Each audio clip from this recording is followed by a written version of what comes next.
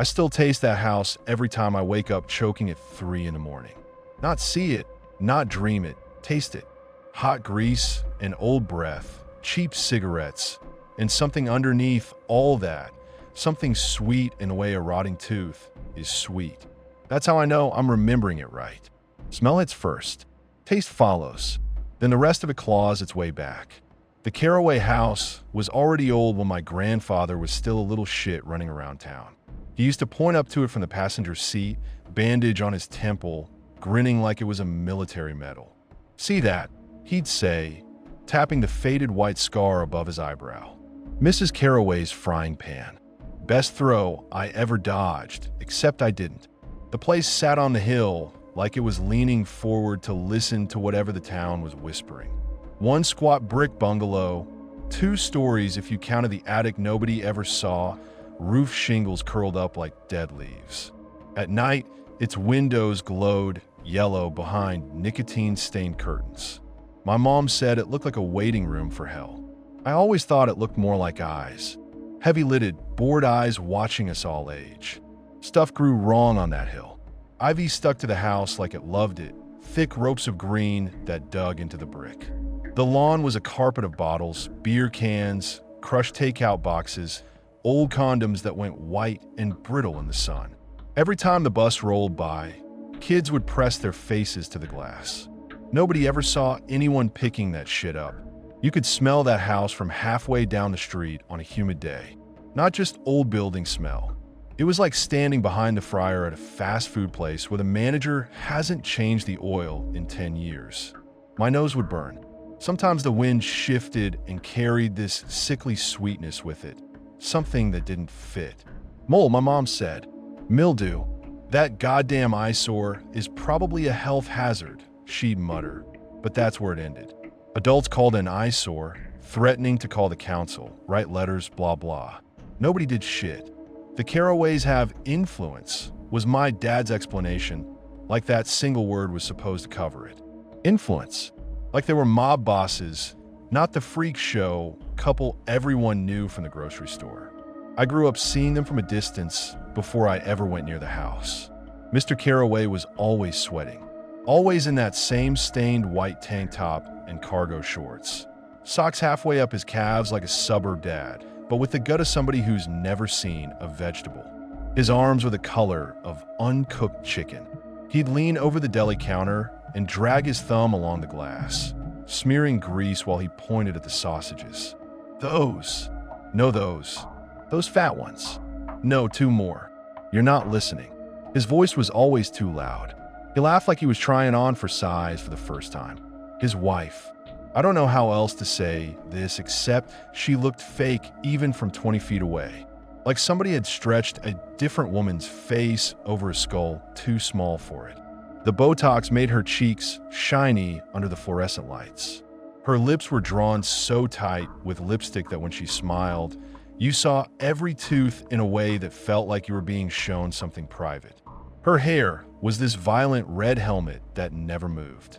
She smelled like perfume blowing through a cigarette filter. They'd come into town every Saturday.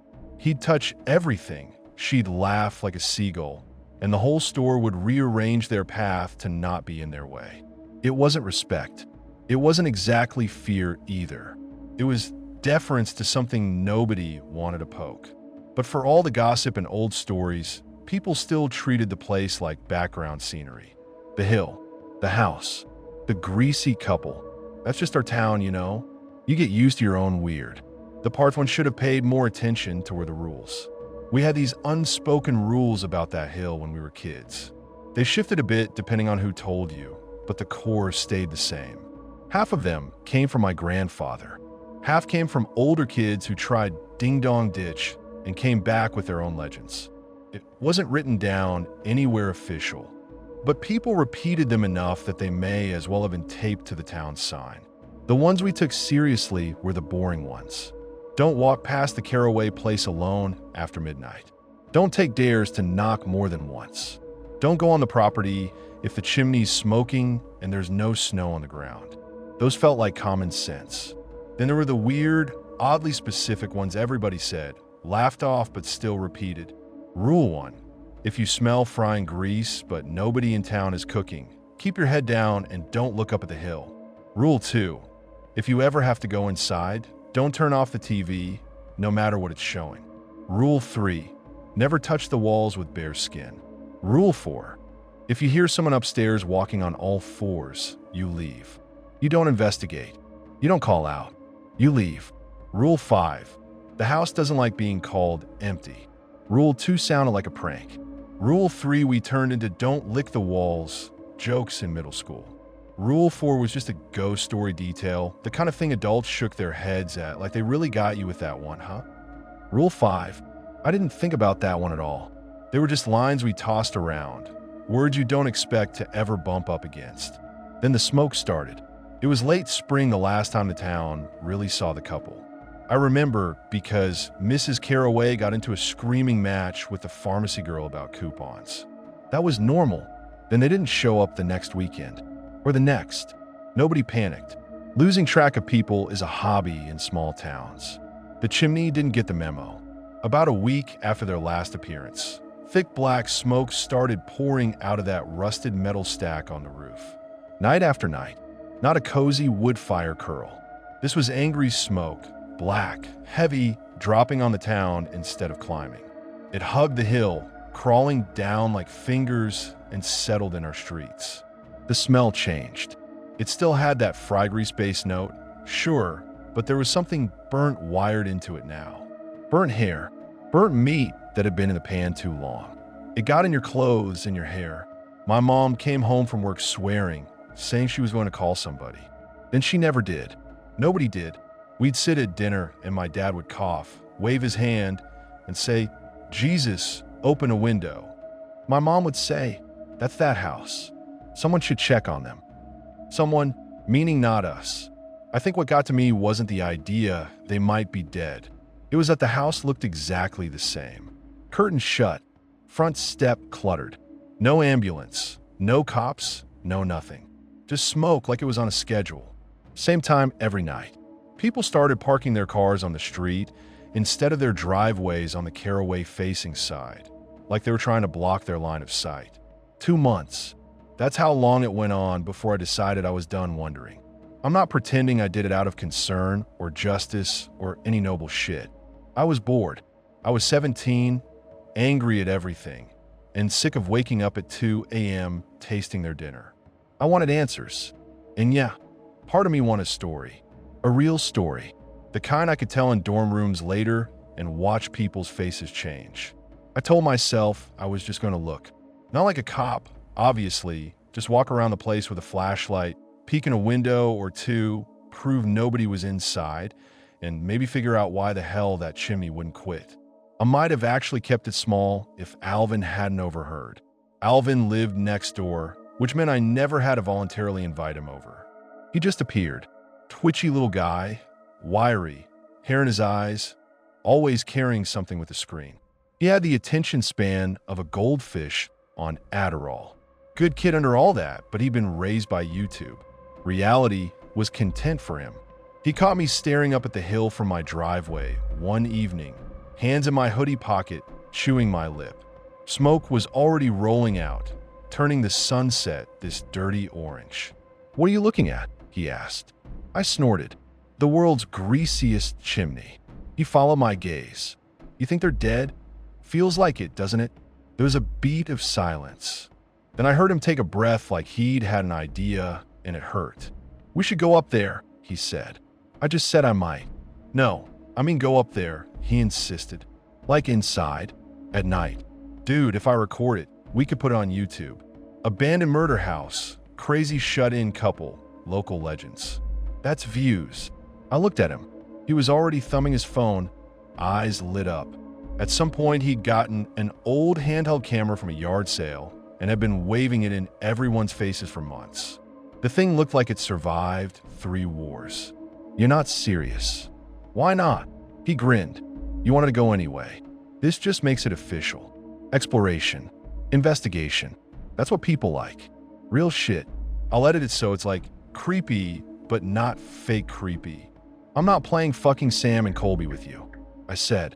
"You scream if you see a moth." He gave me this offended little scoff. I do not scream. I express concern. You shrieked at the grocery store rotisserie last week because it clicked. Okay, that shit sounded like a gun. He wagged the phone at me.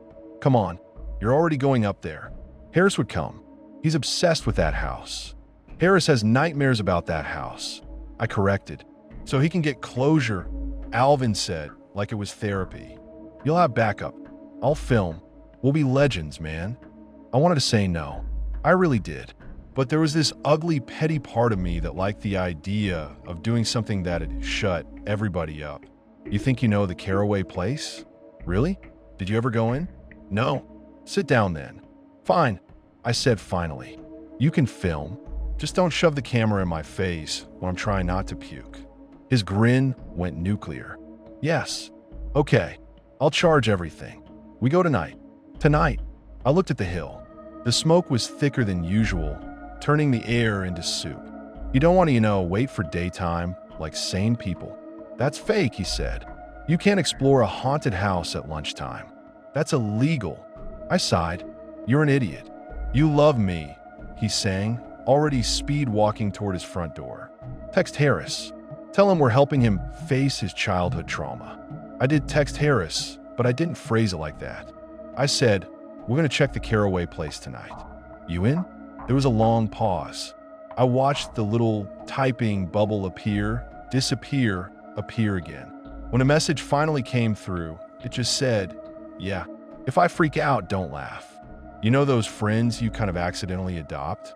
That was Harris, smallest kid in our year. Skin this weird waxy yellow, thanks to jaundice at birth. People were assholes about it. Homer Simpson, they called him. Foz. Don't stand too close, I don't want to catch it, that kind of shit. He took it the way a lot of quiet kids do. Absorb it, flinch, keep walking. He also had the most vivid nightmares of anybody I'd ever met. He'd tell us about them sometimes at lunch.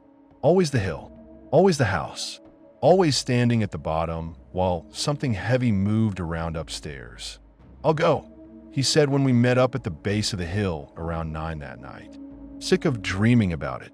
You can bail whenever, I told him. Seriously, I mean it. He nodded, hugging his elbows. If I bail, it's because Alvin pissed me off, not because I'm scared. Alvin arrived late, of course, jogging up with the camera already on, little red light blinking. He swung it between us like a documentary crew. We rolling, he announced. Nobody cares, I said. Future people care, he argued. Say your name to the camera. Eat shit.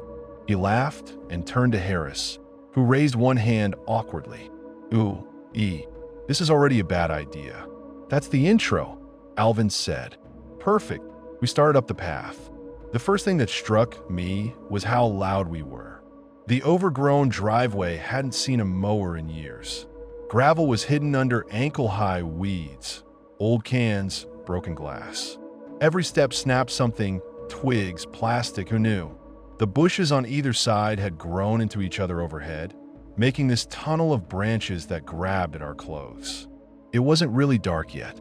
The sky was that weird bruise color, deep violet fading to orange at the horizon. Streetlights below were flickering on one by one. The higher we got, the further away the town felt. It wasn't far in distance, just in sound. Traffic noise dropped off. Dogs stopped barking. No crickets, just the wind and us making a mess. About halfway up, Harris slowed. Guys, he said. His voice sounded small and all that quiet. I know we talked about this, but this is fucking stupid, right? Like objectively. Objectively, yeah, I said. Subjectively, it's content. He shot me a look. I'm serious, man. Alvin swung the camera round to get his face. Say that again. Stop, Harris snapped, swatting at the lens. Don't film me if I cry. You're not gonna cry, Alvin said, even though Harris's eyes were already glassy. You want me to call you Homer in the video or your real name? Seriously? Harris's jaw clenched. Keep it up and I'll push you down this fucking hill. Alvin chuckled and spun away again, doing a full 360 shot of the looming house. Look at that. Thumbnail material. Oh my God, we're gonna get demonetized. You aren't monetized, I reminded him. Not with that attitude. The closer we got, the more the smell thickened. The grease wasn't just in the air, it felt like it was on my skin. The kind of greasy air that makes your hair limp. My throat felt coated. Harris pulled his sleeve over his nose. "Jesus," he muttered. "I feel like I'm breathing a fryer." We stepped out of the makeshift tunnel and into the bare patch in front of the house. Up close, you saw all the things distance had kindly blurred. The brick wasn't just stained, it was blotched with black shadows, like something had soaked through from the inside. The windows were a patchwork of grease streaks, and what I thought was condensation at first, but realized were fingerprints and forehead marks. Pressed faces, years of them, smearing and overlapping. The front steps were narrow concrete slabs, edges chipped off, cluttered with junk mail, turned to papier-mâché under the weather. Flyers stuck to the door with rain and old fat. The door itself was just ordinary. Off-white, scuffed brass handle. No bolts, no lookbooks, no police tape.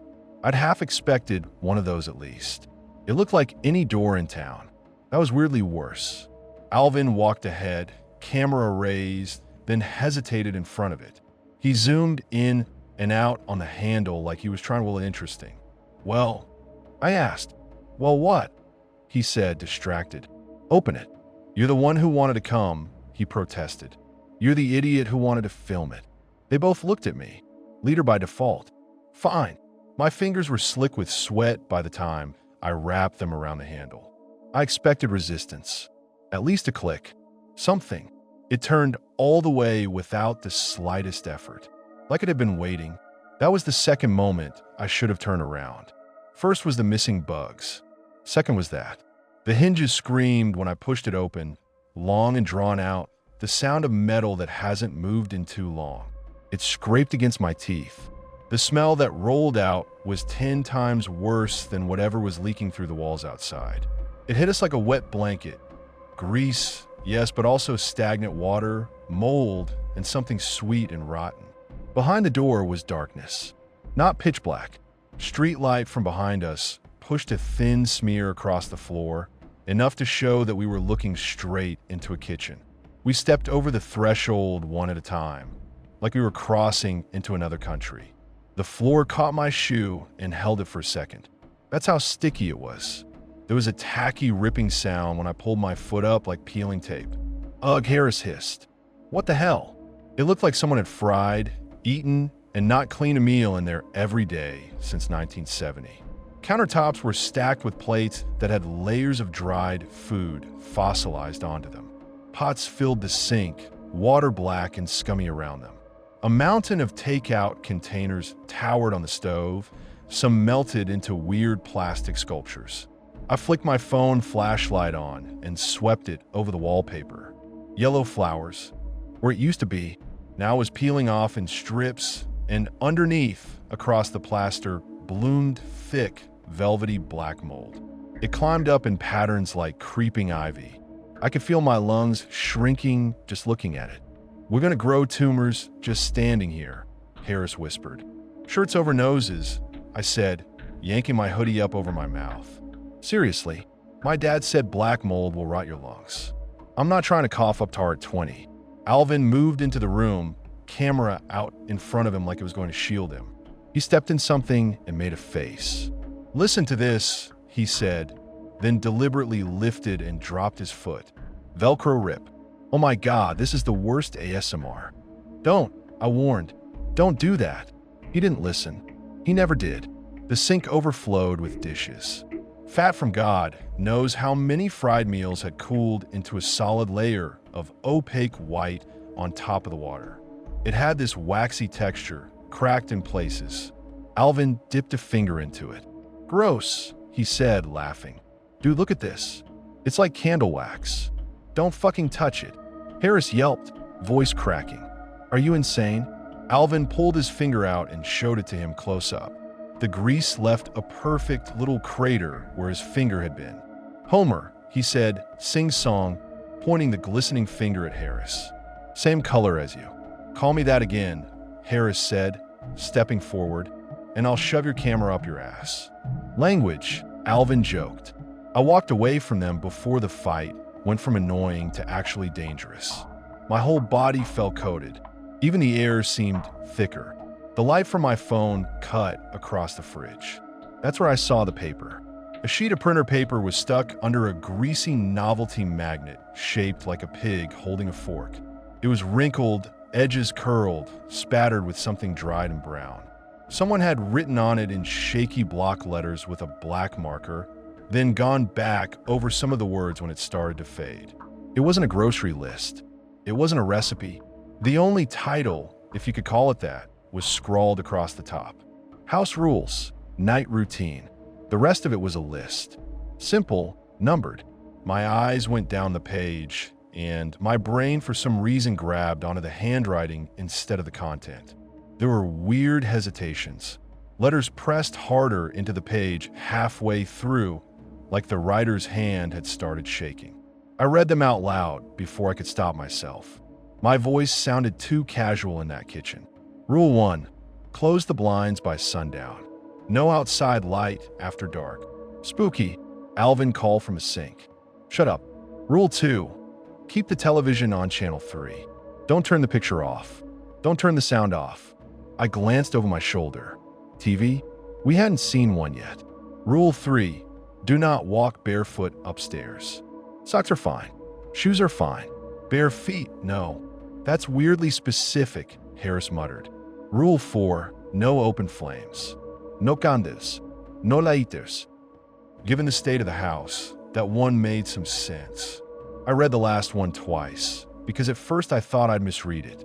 Rule 5. Do not touch the walls with your bare skin. Wear gloves if you must. If wallpaper bubbles, don't pick at it. Call for help. We were silent for a second, all three of us hanging in that last line. Alvin broke it, as always. Call who? Ghostbusters, Harris said automatically, but his voice was tight. I laughed, but it came out wrong. They probably wrote that after seeing mold creep up. Like a don't touch the asbestos thing. That's not how black mold works, Harris said. It doesn't bubble. Maybe whoever wrote it was just paranoid, I said, folding the corner of the paper with my thumb. I had this weird urge to pocket it. I didn't. Old people make weird lists. Have you seen my grandma's fridge? Take a picture, Alvin suggested, swinging the camera toward it. We can put it in the video. Spooky rules. Don't call them spooky, Harris said. That makes them worse. While Alvin got his artsy shot, I stepped back, trying not to think about how every breath felt like I was pulling damp into my lungs. The grease smell was so thick, it was almost visible. I wiped my palms on my jeans, and they came away shiny. We left the kitchen, partly because it was disgusting and partly because I started to feel like the walls were closer than they were.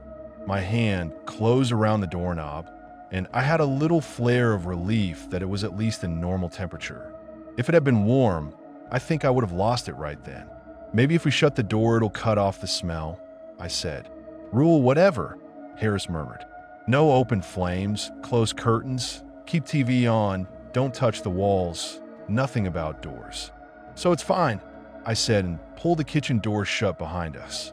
The hallway was colder. Not just cooler than the kitchen cold.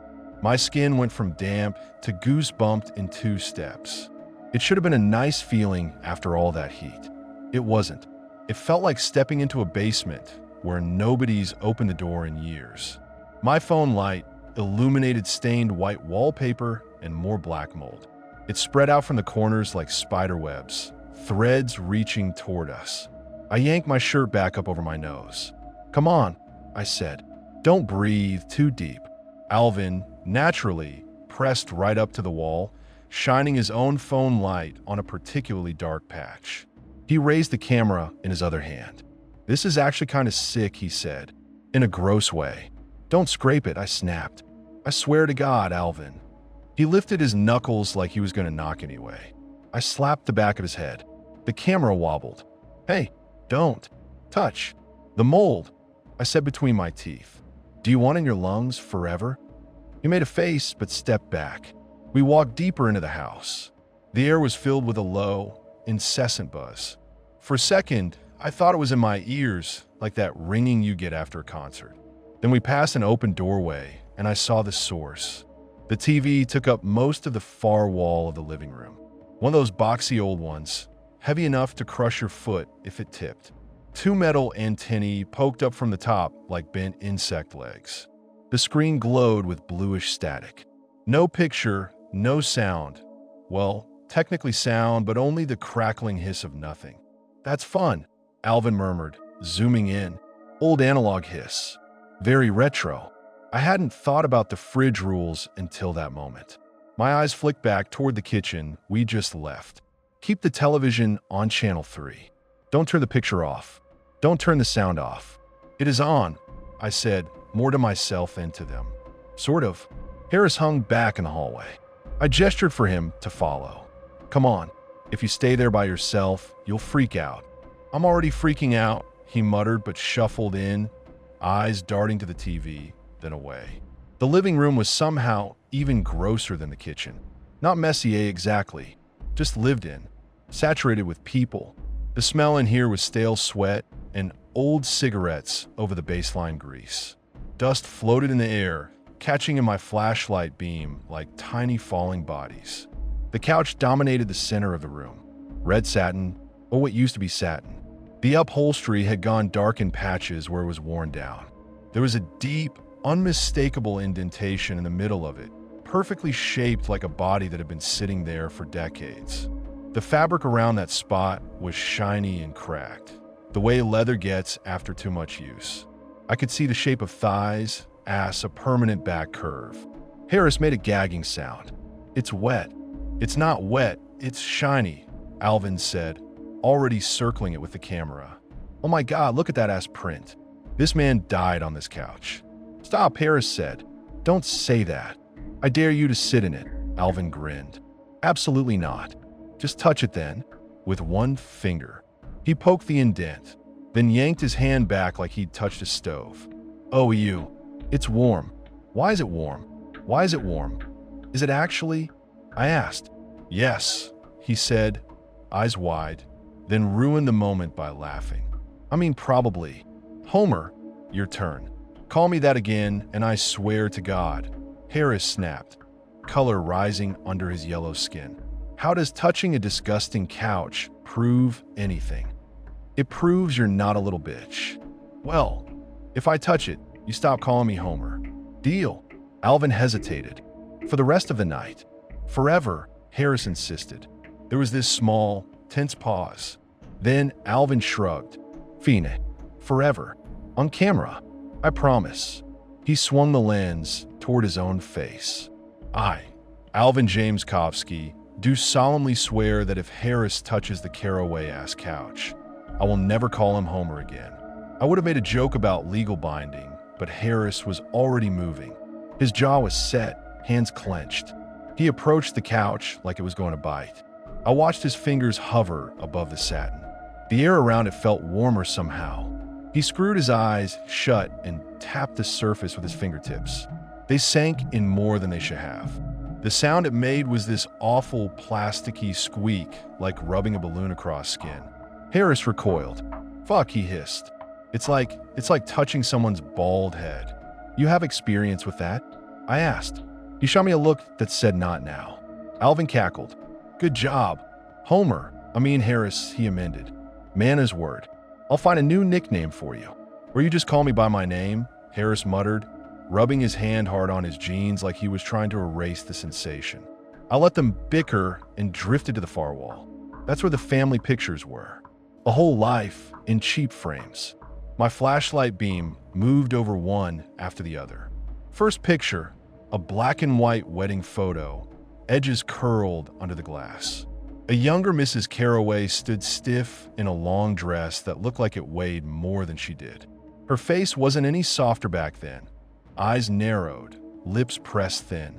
The man next to her was bald, slick smile, bow tie crooked. He looked nothing like the guy I knew as Mr. Carroway. Next photo, same woman, a few wrinkles deeper. This time she clung to a different man, taller, head full of curly blonde hair, dimples. 10 years later, third photo, another man, stocky mustache, thick black hair combed straight back. Then another, and another. 5 frames in a row. Same woman, different husband each time. She traded up, traded sideways, traded whatever that is. I muttered. What? Harris asked. These guys. I tapped the glass lightly with my knuckle. Have you ever noticed that Mr. Carroway we see around town has black hair? But in the older stories my granddad told, he was bald. Like this guy. So, Alvin said, hair plugs. Did they have hair plugs in the 70s? Dude, I don't know. I wasn't alive. Maybe it was nothing. People get divorced. People remarry. But something about the progression of those photos made my skin itch. It wasn't just that she had different husbands. It was the way she stayed basically the same. I turned away, scanning the rest of the room. My foot hit something on the floor near the couch and sent it skittering. I bent down and picked up a small bright square. Post-it note. Neon yellow once, now dulled, edges curled, stuck to a crusted potato chip at one corner. The ink was smeared but still readable. Bleach walls before feeding. Just like that. No explanation. Like it was a reminder. Like by milk or called dentist. Hey, check this, I said, holding it up. Alvin zoomed in with the camera. EW, your fingers touched the floor, he said automatically. Read it, I said. Bleach walls before feeding, he read out, then laughed. Okay, that's fucked. Feeding who? Old man Carroway. Maybe they had a dog, Harris suggested weakly. In the walls? I muttered. What? He asked. Nothing. I stuck the post-it in my pocket without really thinking about why. It felt wrong to put it back on the floor. The constant crackle of static from the TV started to get under my skin. The volume wasn't high, but the pitch was. It wormed its way into my jaw and set it on edge. Should we, I don't know, turn it down? Harris asked. I opened my mouth to say yes, then remembered that stupid list. Rule 2. Keep the television on channel 3. Don't turn the picture off. Don't turn the sound off. Leave it, I said. My voice came out sharper than I meant. Seriously, don't touch it. What? Just don't. He looked at me, then at the TV, then nodded. Yeah, okay. We should have left then. We should have said, okay, that's enough nightmare fuel. Let's go tell everyone it's gross inside and call a night. But it's weird. Once you're in a place like that, once you've already crossed one line, crossing the next one feels easier. We were already trespassing, already breathing mold, already touching shit we shouldn't have. My brain did this stupid math. If I leave now, I did all that for nothing. Let's see upstairs, Alvin said like he'd read my mind. That's where the good stuff always is. Good stuff. Harris echoed. Define good. Bedrooms? Man. Creepy old photographs. Maybe a shrine. He made a spooky noise. Wow. So original, I said, but my feet were already turning toward the stairs at the end of the hallway. We walked out past the buzzing TV, down the narrower corridor. The mold seemed thicker here. On one patch of wall, the wallpaper had peeled back in a long fluttering strip, revealing a soft, pinkish-looking underlayer that made my stomach flip. I told myself it was just damp plaster. It looked porous. Alvin brushed his hand along it, finger sinking in a millimeter. Dude, feel this. It's like there's give to it. Stop touching everything. I snapped, swatting his arm away. I'm serious. It's soft, he said, pressing again before I could stop him. The paper dented around his fingertip, then slowly eased back when he pulled away. Shiny. What the fuck is that? Mold, I said. Everything's damp. Just stop poking it. Harris had his shirt up over his face again, only his eyes showing. They were wider than before. I don't like it, he said. Walls aren't supposed to move. They didn't, I lied. It's just old. He stared at that spot a second longer, then forced himself to look away. Let's get this over with. At the base of the stairs, my chest got tight. They weren't particularly steep, just wooden steps gone gray with age. The runner carpet in the middle was worn to threads. A handrail ran along the right side, smooth from use. It was the silence that did it. Downstairs, we at least had the static for company. Up here, beyond the bend, there was nothing but the occasional tick from the house settling. I put my foot on the first step, testing it. No kriak. Second, no kriak. That should have been reassuring. Somehow it wasn't. Stay behind me, I told him. If something collapses, I'd rather eat it than watch you eat it. Comforting, Harris muttered, but he followed. We got maybe 3 stairs up before everything changed. At first, I thought it was my imagination, some weird auditory hallucination from stress. Then I realized we all heard it, because we all froze at the same time. Footsteps, heavy ones, on the gravel outside. 1, 2, crunch, crunch, then the rattling jangle of keys. Shit, I whispered. Somebody's here. Alvin looked for me to the front door. I could barely see from where we stood. His eyes were huge. Maybe it's the cops, Harris hissed. Maybe someone saw us come in. Either way, we should not be standing in the open like morons, I said. Hide. Where? Harris's voice climbed an octave.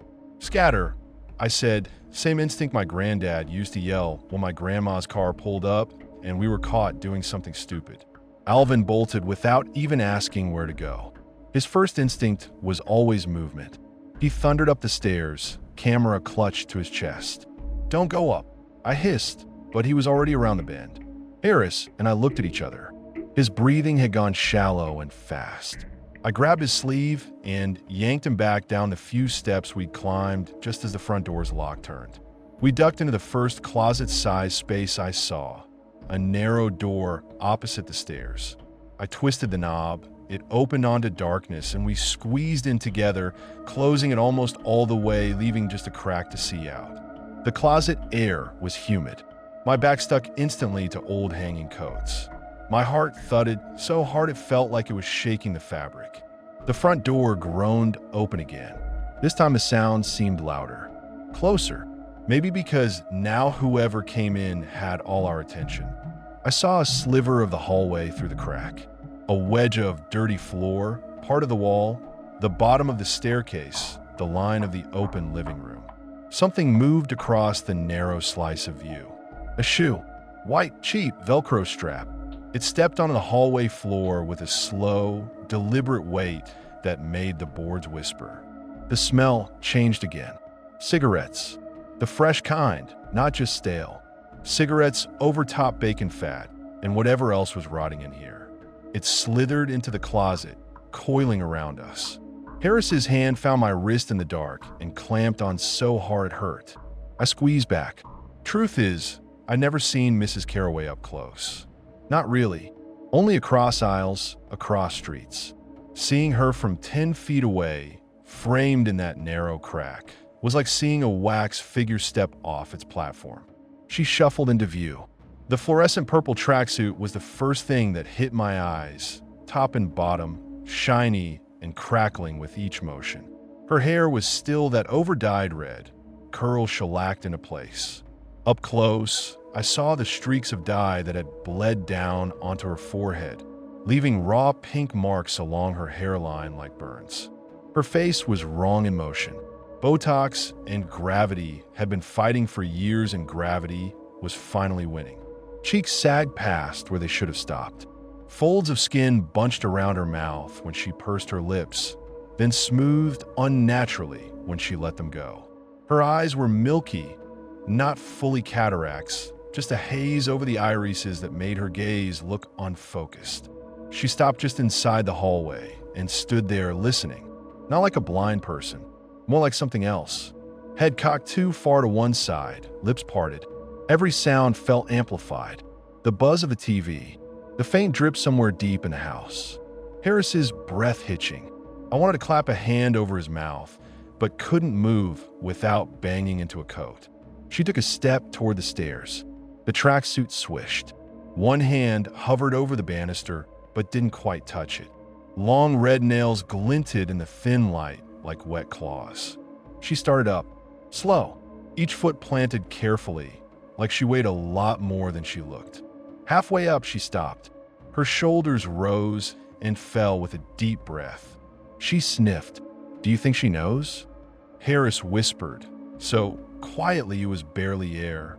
I wanted to tell him to shut up. The words got stuck behind my teeth, because I saw her head tilt more, tilting toward the very spot we were in. A sound came from upstairs. Not Alvin's voice, not a crash. Just a dull thud, like something bumped into a wall or dropped on the floor. She froze. Even from my angle, I saw a change in her eyes. That milky film seemed to sharpen, peeling back to reveal something hungry underneath. Her mouth twisted.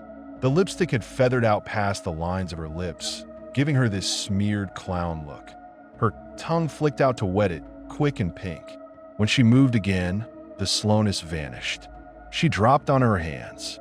It wasn't even a graceful thing, like someone easing into a crawl. Her body just folded. There was a crack from her back that echoed in the hallway like a gunshot. Then she was climbing on all fours, hands slapping the wood, knees hitched out weirdly wide. Head low, moving fast. She went up those stairs like a dog going after a squirrel. Harris's nails dug into my arm, so hard I almost cried out. We listened to her slam up the steps, then the awful scrabble of her nails on the landing. Then silence. Then another sound further away, like a door opening. Then nothing. My brain refused to process what I'd just seen as real for a full 3 seconds. Then everything caught up at once, flooding in a wave of adrenaline. "We need to get out," I whispered. My voice shook. "Now." Harris nodded, so fast his hair flopped into his eyes. Yes. Let's go. Please." We eased the closet door open inch by inch. It stuck a little halfway, swollen with damp, and made a tiny squeak. We both froze. Nothing happened. I pushed it the rest of the way and peered out. The hallway was empty. The front door was closed again. How did she even... Harris started, then cut himself off. I grabbed his elbow and pulled him toward the kitchen. If she came in through the front, she probably locked it behind her, I said. "We'll check anyway. If it's locked, we find another way out. Back door, window, whatever." We hurried, my feet finally finding every creaky board they'd missed before. The kitchen door handle didn't budge when I twisted it. "Fuck," I hissed. Rattling it harder like that would magically help. Behind us, upstairs, something thumped. Not a crash, just a solid, heavy contact with the floorboards. Then another, slower this time, rhythmic. "Alvin's still up there," Harris said. His face had gone even paler under the jaundice. We can't just leave him." "I know," I said. My stomach pulled in 2 directions at once. One way was survival. The other was that awful feeling of being responsible for the dumbest person in your group. I dragged them here. If I bailed now, if I ran while Alvin was upstairs with that thing, I'd never stop thinking about it. Not that therapy version of never. The real one. "Harris," I said, forcing my voice steady. "I need you to do something while I go get him." He stared at me. For a second, I thought he was going to cry for real. "I need you to find another way out," I continued. "Back door, window, whatever. Something she didn't lock. You're smaller than me. You can squeeze through stuff I can't. Just keep your shirt over your face, don't touch the walls, and try not to make noise. What if she comes back down?" His voice cracked. "Then hide," I said. "You saw how slow she was at first. You'll have time. I'll get Alvin, then I'll meet you wherever you end up, and we'll get the hell out together." "Okay, I promise."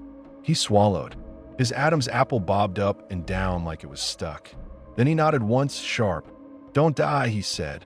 "You either," I replied. He gave the smallest, saddest laugh I've ever heard, and then hurried off toward the living room, shoulders hunched, shoes sliding a little on the tacky floor. I watched him disappear, then turned back to the stairs. Every step up felt like it had a question attached. What if she's right around the corner? What if Alvin's already? I cut that thought off before it could finish. I needed my legs to work, not buckle. The stairs didn't creak. That made me more nervous. Creaks tell you where the house is, what it's doing. Silence meant it was listening. The higher I climbed, the thicker the smell of grease got. There was something else up there too, on top of it. Coppery. Sharp. My nose tried to close up. My brain labeled it without my consent. Blood. By the time I reached the landing, the lights up there, if you could call them that, were flickering. A single bare bulb in the ceiling buzzed and blinked like a dying bug trapped in glass. Shadows jumped around in time with it. There were 3 doors visible from the top of the stairs. One straight ahead, half open. One to the left, closed. One to the right, also closed. The hallway carpet was worn down to threads, and in some places, the fabric was soaked through with something that made it a darker shade. Something yellow led a trail from the top of the stairs toward the half-open door. Little smears, like someone had dragged something stained across the floor. Grease? Egg yolk? My stomach knew the answer before my brain did. Alvin's camera lay in the hall, a few feet from that open door. On its side, the red light was still on, blinking steadily. I moved toward it like I was underwater. My hand hovered above it, then closed around the plastic, still faintly warm from use. There was no sign of Alvin. My ears strained for any sound from the rooms. Upstairs, the house wasn't quiet. It was full of these tiny noises like breath behind a door. Fabric shifting, a wet sound somewhere in the walls. The faintest scrape of something being dragged. I should have run back down then. I should have grabbed Harris and thrown a chair through a window and never looked back. Instead, because I'm apparently an idiot when put under enough pressure, I did the thing people always scream at horror movies about. I lifted the camera. I flipped open the playback screen with shaking fingers. I rolled the footage back. The playback started with my own stupid voice, breathing hard, muttering fuck under my breath, my shoes slapping the same hallway I was standing in. The screen shook left and right, wild swings of light and shadow as Alvin ran. He'd forgotten to turn the camera off when he bolted. The view lurched toward the stairs, then veered away at the last second. Shit, shit, shit, he panted. I could hear him tinny through the little speaker like a smaller, dumber ghost of him was still in there. He ducked into the first room off the hall. In the video, the camera's light cut through darkness and hit walls that gleamed wetly. For a second, my brain refused to process what I was looking at. It looked underwater. That's the closest I can get. The wallpaper was gone in patches, stripped away, and where it had been, the wall oozed this thick black-green slime. It dripped from the ceiling in long, viscous strings, splatting onto the floor in slow motion. The sound it made was soft but constant, like a faucet that never quite turns off. Alvin gagged behind the camera. "Oh, hell no," he muttered. "Nope, nope, nope." He backed out. The view swung away, catching a glimpse of the door frame. The wood around the handle was swollen and dark, like it had been sucking up water for years. Something pale was poking out a crack near the baseboard. For half a second, the camera caught it properly, the tip of a fingernail. Human, split, dirty, still attached to a sliver of something yellowish. He moved before my brain finished that thought, so the image smeared in a motion blur. The second door he tried led to another bedroom. This one looked almost normal at first glance. Bed, dresser, window with heavy curtains nailed to the frame. But everything was wrapped in plastic. Not the half-assed dust cloth draped kind. This was tight, precise. Furniture shrink-wrapped in cloudy sheeting that had once been clear. The bed was the worst. A mattress shape under plastic pulled so tight it gleamed. It was stained in places, dark patches that had spread out in starbursts, dried and crinkled. The air in there must have been disgusting, because even on the video, I heard Alvin choke. "What is this, a fucking Dexter kill room?" he whispered. The camera panned slowly across the room. That's when the rolls of bandages came into frame. Dozens of them, maybe more, stacked on the dresser, on the side table, piled up on a chair. Some still white, some pink, some soaked through to a deep, raw red that had dried stiff. A few hung limp off the edge of the dresser like used tissue. They were all wet in the shot. Still damp, still dripping. The drips hit the plastic on the floor and pooled there, thick and glossy. Not clear like water. Pink, sometimes red. My body reacted before my brain did. My hand slapped across my own mouth. The camera in my hand shook, and I realized with a delayed horror that the shaking I was seeing on the tiny screen wasn't a recording. It was me now. Something moved in the corner of the video frame. A flick of motion that wasn't Alvin. Bare feet, bony, veined, heel cracked, toenails painted a flaking red. They appeared at the edge of the plastic-covered bed, toes gripping a wrinkle in the sheet. They just existed there for a second. Alvin saw them the same moment I did. The camera swung up so fast the image blurred into streaks of light and color. For a heartbeat, all I saw were ceiling cracks. Then she filled the frame.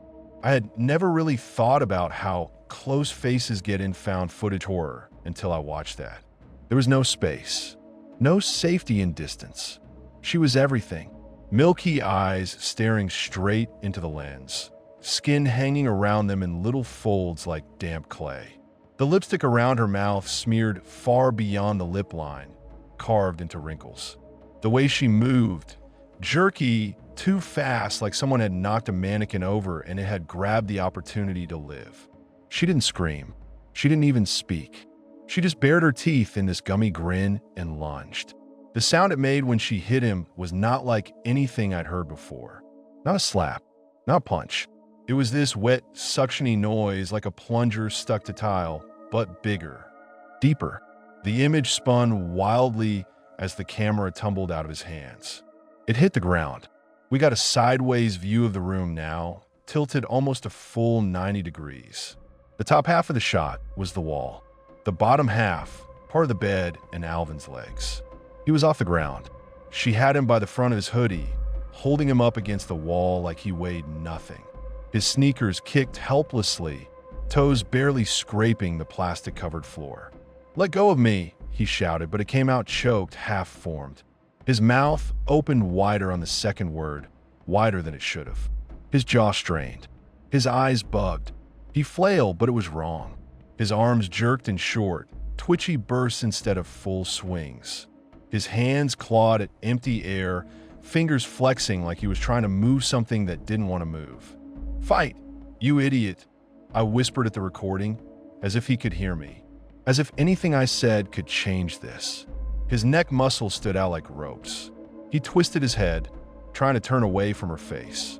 The rest of his body stayed where she'd put it, plastered flat against the wall, like someone had drawn the outline of him and nailed it down. That's when I saw the skin. His hoodie had ridden up when she yanked him. His arms were bare from wrist to elbow. In the harsh, unforgiving light of the camera, the skin on his forearms did something that turned my bones to ice. It stretched, not flexed, not wrinkled. It stretched like rubber pulled thin. His muscles moved underneath, bulging, trying to contract, but the skin over them stayed where it was stuck to something else. It looked like his flesh had glued itself to the wall behind him. He managed to pull one arm free, or thought he did. He wrenched it outward with a guttural sound. His hand came away. His arm didn't. For a fraction of a second, his body was blurred motion. Then the camera caught it in a freeze frame of terrible clarity. His hand, his wrist, his forearm from elbow down, swung out into the air, red and raw and slick. No skin, no protective outer layer, just exposed muscle fibers, gleaming and wet, flexing and twitching like they didn't understand what had happened. A beige, human-shaped sleeve of skin remained flattened against the wall where his arm used to be. I saw tiny hairs stuck in it. A faint freckle near would have been his elbow. It clung there for a moment, quivering.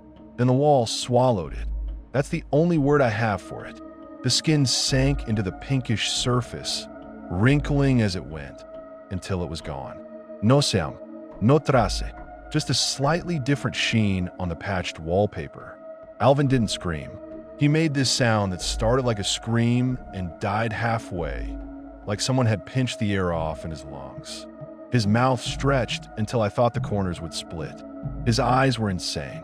If you pause it right there, yeah, I've thought about pausing 1,000 times. I know what it would look like. He doesn't even look human. Just this animal realization, this primitive, bone-deep understanding that something has gone way too far to be fixed. His legs kicked harder. The one arm, he still had skin on flailed. The skin there bulged and pulled. I watched it creep, millimeter by millimeter, away from his fingers and up his forearm, peeling like a tight glove. Rule 3. Do not touch the walls with your bare skin. I remembered the stupid fridge paper so clearly it felt like it was pinned to my forehead. Do not touch the walls with your bare skin. Wear gloves if you must. If wallpaper bubbles, don't pick at it. Call for help.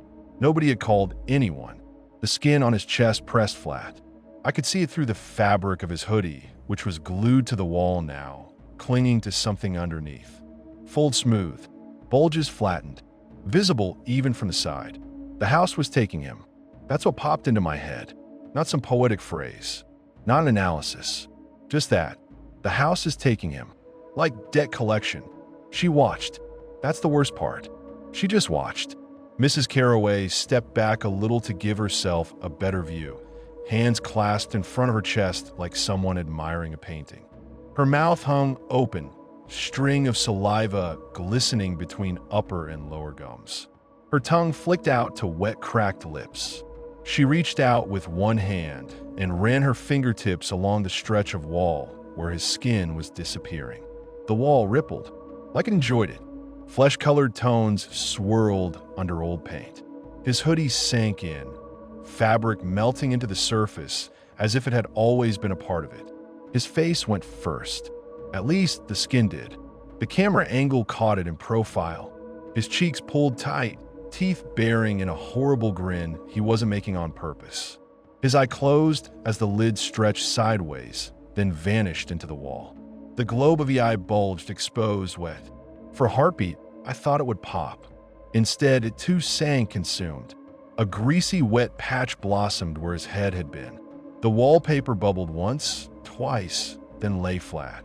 His muscles, naked and twitching, didn't last much longer. You'd think the blood would be everywhere. It wasn't. It didn't spray. It soaked in. The wall drank it like a sponge. Red turned to pink, turned to pale, fading under the surface like something sucked down a drain. Within seconds, all that was left of him was a vague, distorted outline in the plaster. A human-shaped discoloration. Not a perfect cartoon. More like a bruise under old paint. Then even that faded. The last thing the camera's fallen view caught was her turning toward it. Her head tipped to one side, like she was trying to figure out if it was worth picking up. Her face filled the frame again as she crouched. Those milky eyes reflected the tiny red light of the recording. Her lips peeled back from her teeth in that same almost smile. A string of spit broke and fell. She turned, grabbed Alvin's collapsed clothing from the floor, hoodie, jeans, empty shoes, and walked out of frame toward what must have been the door. The room was left buzzing, dripping. The wall where Alvin had been pinned glistened wetly. Little bubbles of something pale swelled under the surface and popped one by one. The recording shook, and I realized I was breathing so hard I was rocking the camera in my hands. My stomach cramped. For a second, I thought I was going to puke right there in the hallway. My throat burned with acid just from the idea, but nothing came. My body refused to let anything out. It wanted everything in, tightened up, as if holding my organs in place might keep them from ending up in those walls. I don't know how long I knelt there with the camera before I felt it. You know the feeling of being watched. Everyone says that, but you really do know. There's a difference between being alone and someone's eyes resting on you. It's like standing under direct sun versus shade. Even if you don't see the disc, you feel the heat. Something pressed against the back of my neck. Not physically, just the tension. It made my scalp prickle. My eyes lifted from the little screen. For a fraction of a second, maybe less, I thought about pretending I hadn't seen her in the video.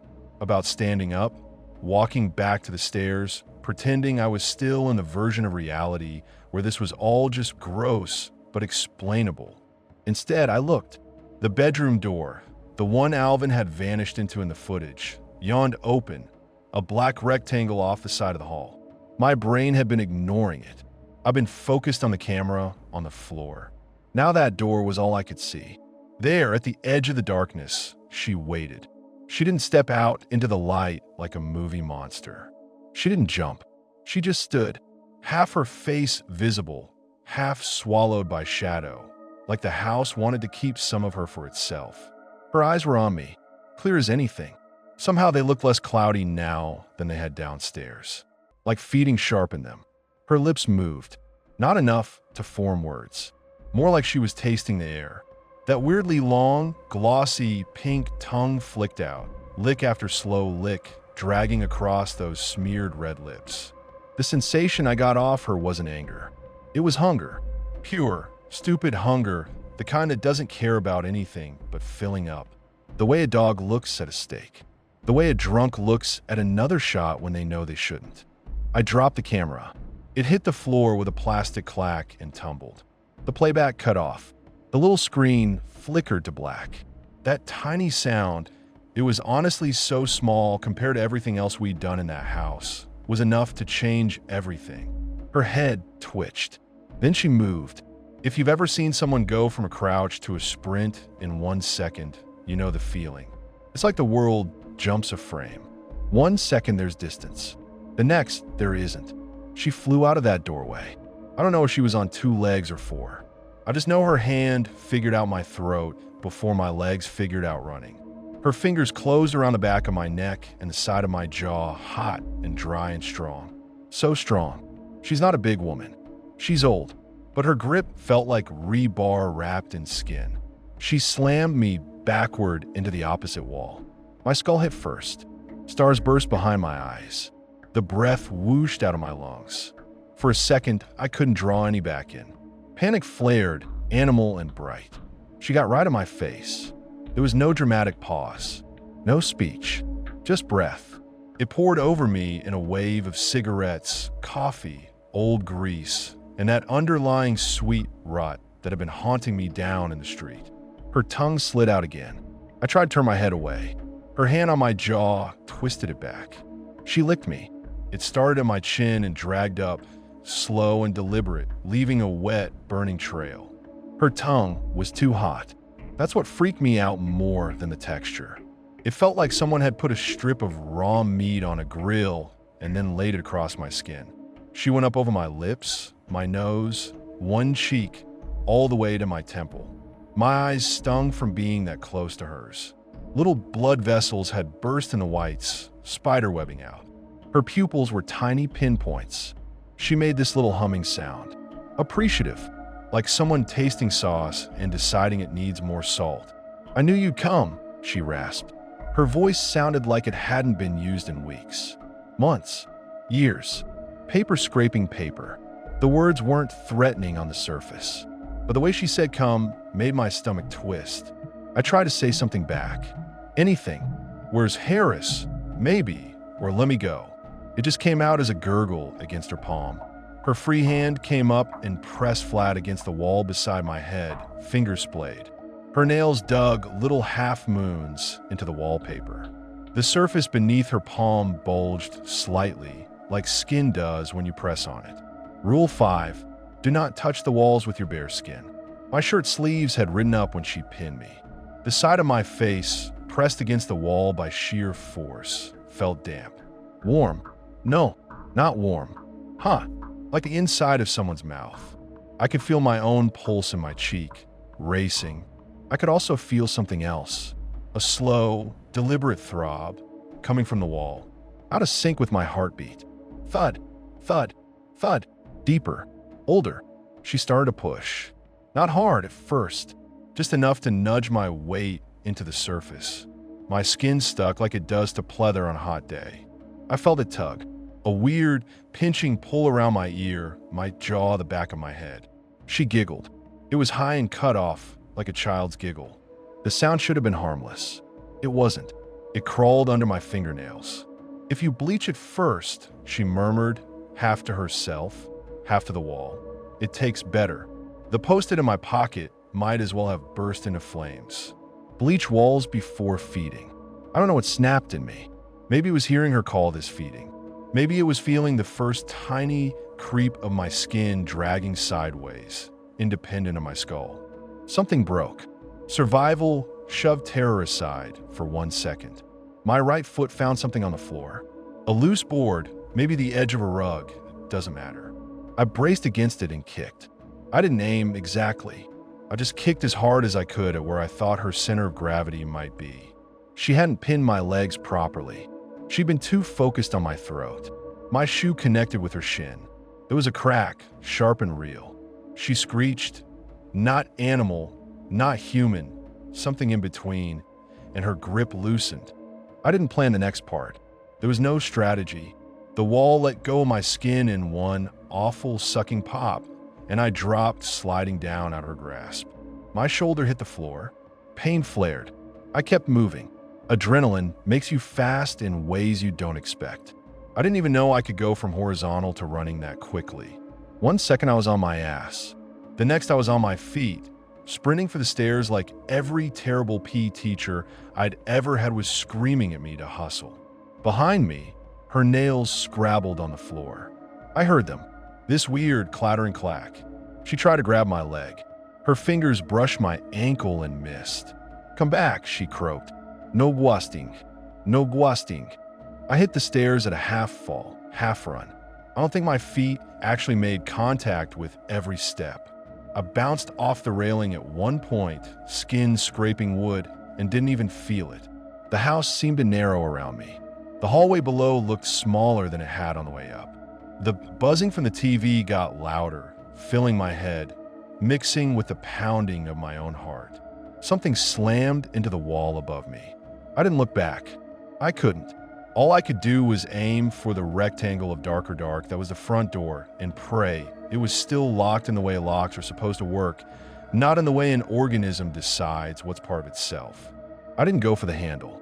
That's one thing I'm proud of, if I'm allowed to be proud of anything that night. I didn't stop and fiddle with metal while something fast and hungry hurled itself down the stairs behind me. I went sideways. The living room window, the one with the couch. It was big, old glass, curtain thin and greasy. That was my target. I shoulder-checked the couch as I barreled past it. It wobbled more than a couch that heavy should. The indent in the middle pulsed, just once like something under the fabric had flexed. I didn't let myself think about it. I threw my elbow in front of my face and hurled my body through the window. The first impact knocked the wind out of me again. Glass is harder than it looks. It didn't shatter immediately. It cracked in wild, jagged patterns, held together by grime, then exploded outward in a glittering shower as my weight went through. Pain came after.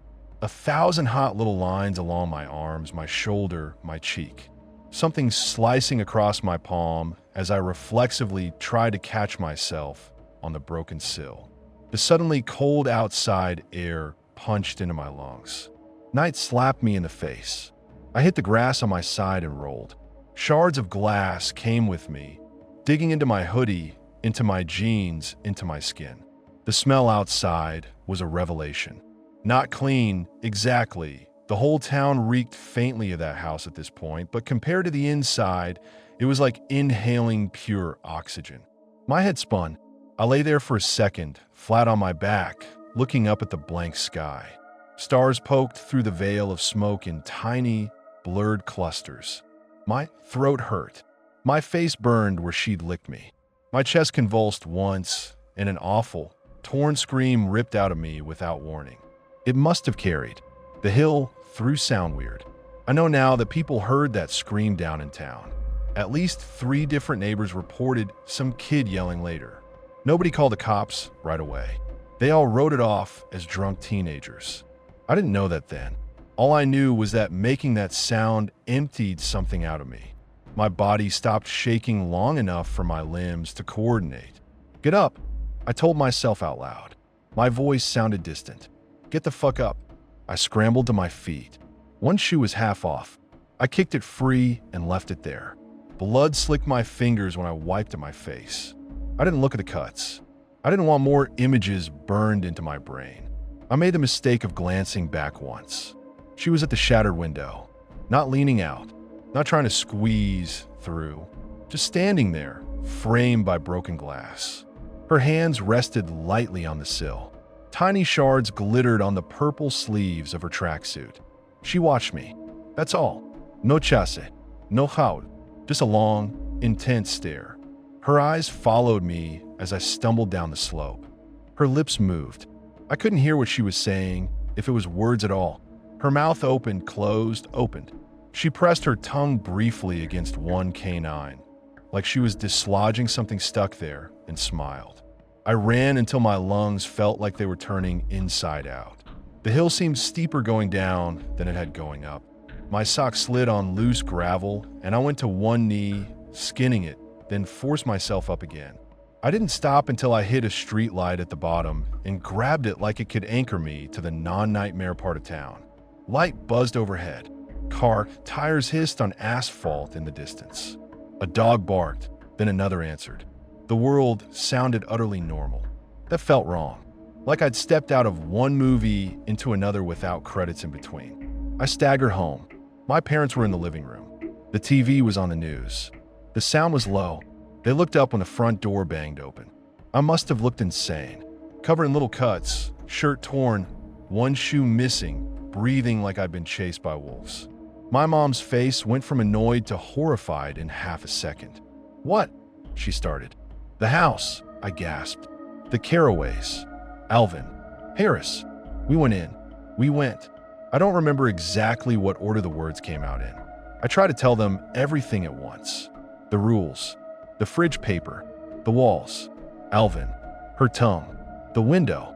My dad grabbed my shoulders and shook me once hard to snap me out of hyperventilating. It worked, sort of. They called the cops. It took 15 minutes for the first patrol car to show up. That's not a criticism. That's just how far the station is from where we live. In those 15 minutes, my mom washed the blood off my face and arms with shaking hands. Tiny glass slivers glittered in the bathroom sink like a dragon's hoard. I watched red swirl down the drain and thought of the walls upstairs. She kept asking, "Where are the other boys? Where are they?" Like repetition might change the answer. "I don't know."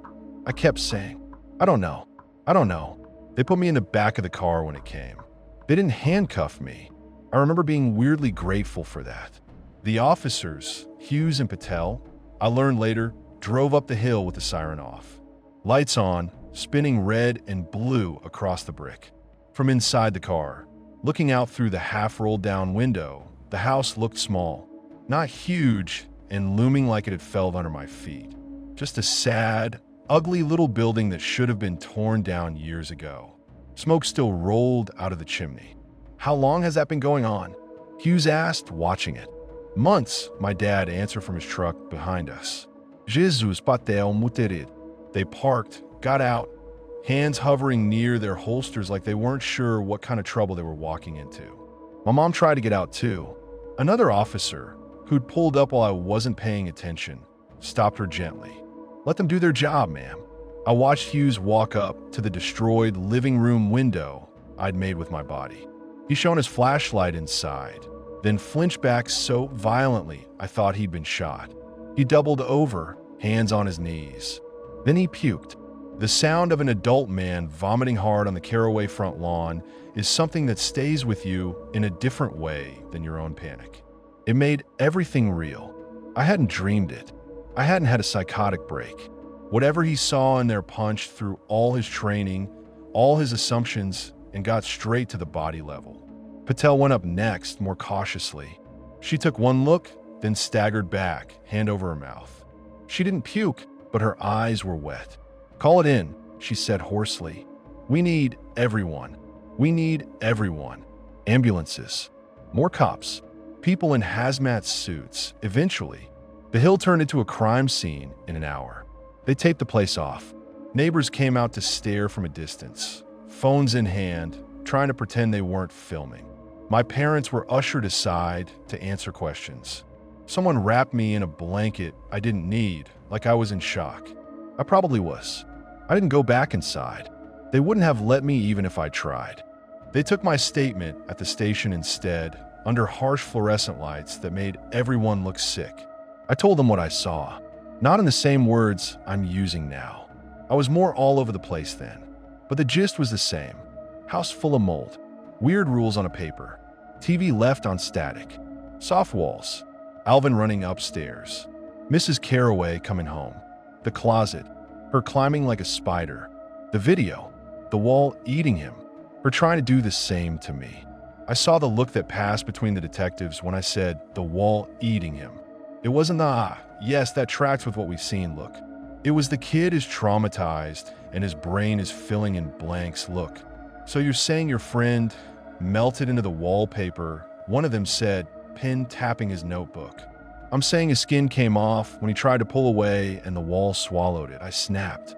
I'm saying she feeds it. She said feeding. Ask your guys about the walls. Ask them. They did. That's how I know I wasn't completely crazy. They didn't tell me much. Not officially. I was a minor. Anything grim was filtered through therapists and careful phrases.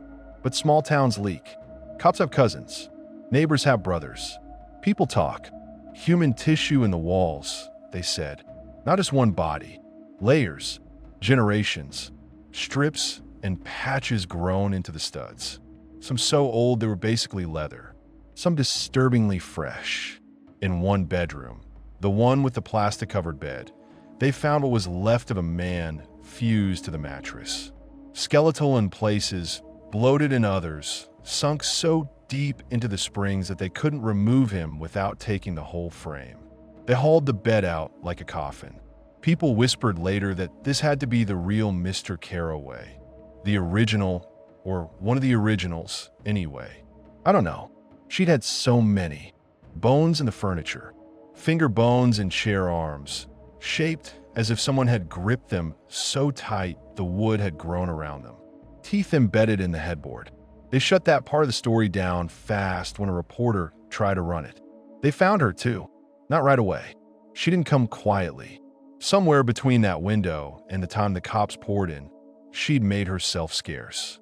There are crawl spaces under that house nobody knew about. Fallbacks to closets. Attic gaps. They drag her out of one of them 2 days later. The version of her they wrestled into a cop car was not the version I'd seen at the top of the stairs, tongue on my face. She looked smaller, shrunk. Her hair, without the careful curls, hung limp and grayish red. Her face sagged in new places. The Botox stiffness had cracked. She smiled as cameras flashed, though. That part never changed. I watched it on the news from my therapist's waiting room a week later. The sound was off, subtitles rolling under the footage. Local woman arrested in connection with remains found in Carroway residence, the banner read. They spelled it wrong. Carroway, like it was 2 words, like it was just a normal street. She was still smiling when they pushed her head down to put her in the car. Her lips glistened. In interviews, adults kept calling the place abandoned. The abandoned Carroway house. An abandoned property with a long history. Every time they said it, something in my stomach nodded. Rule 5. The house doesn't like being called empty. I thought it was just superstition when we were kids.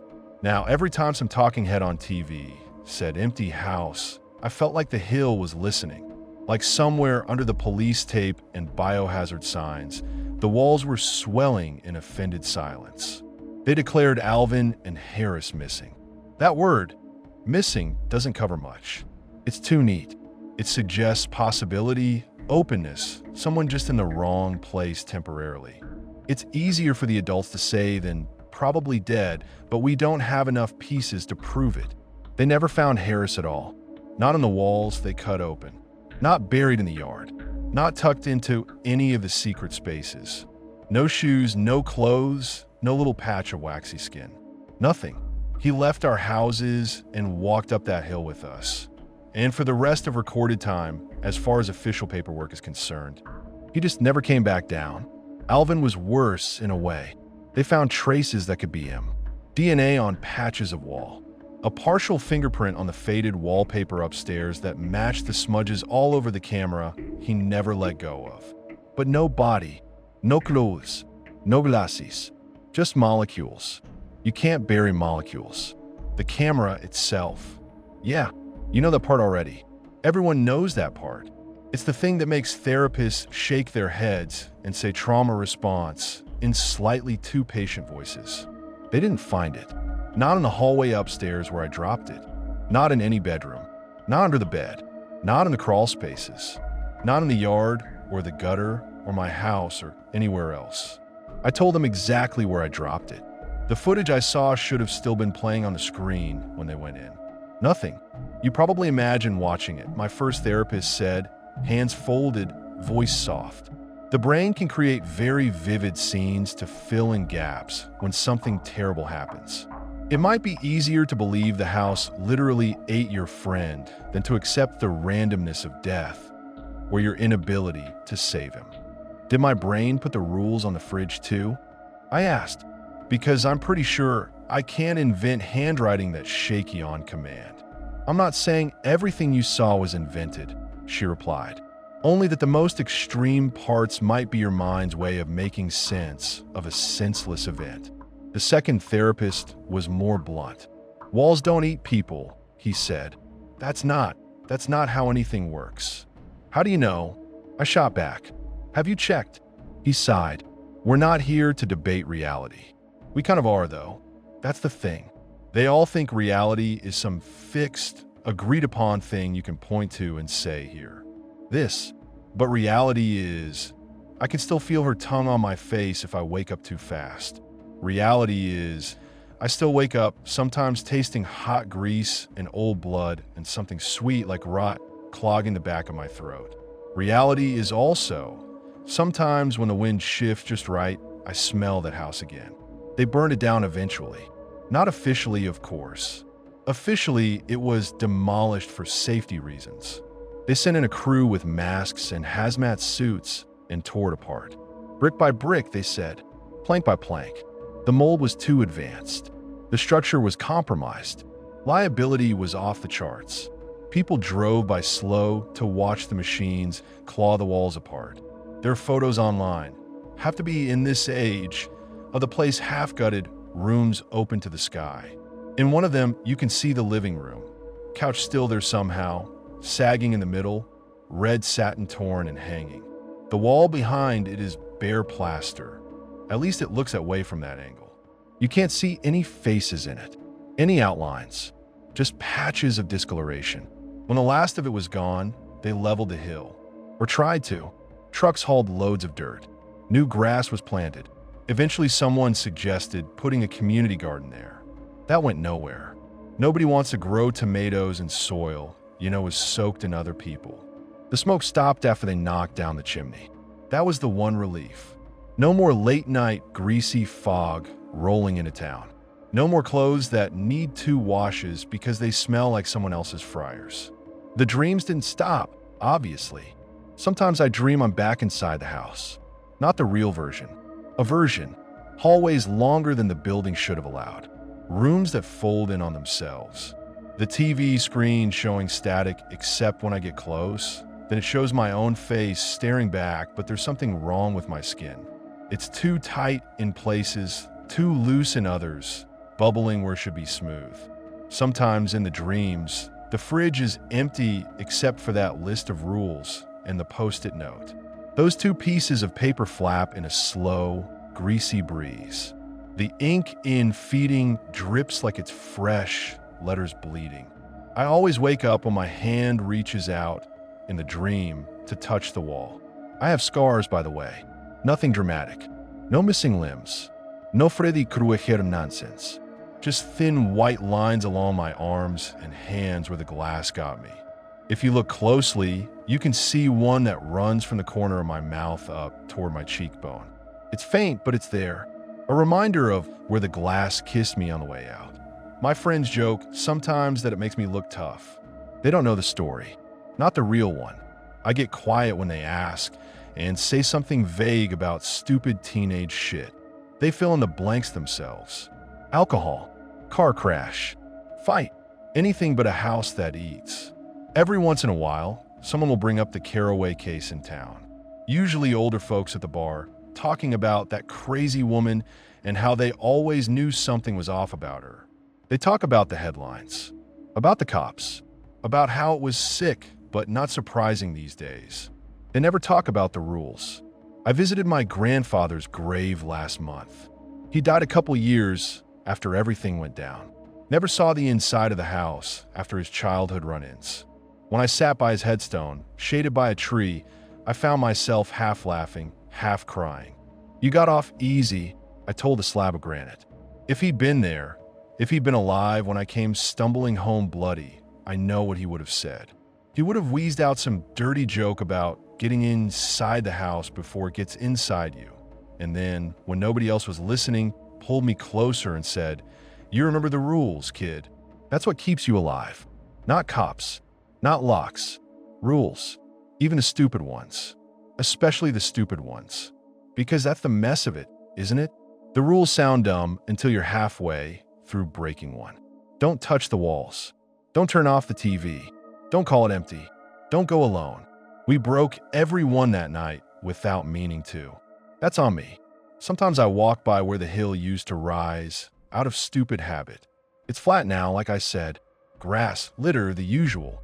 Kids cut across it on their way to school. They don't flinch. They didn't know Harris. Didn't know Alvin.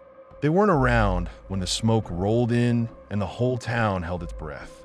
There's a spot, though, near where the front door used to be. If you stand there at dusk, when the light's weird and the wind is blowing toward town, you can smell something. Most people would say it's just the fast food place 3 blocks over, or somebody's backyard grill, or their imagination. I know better.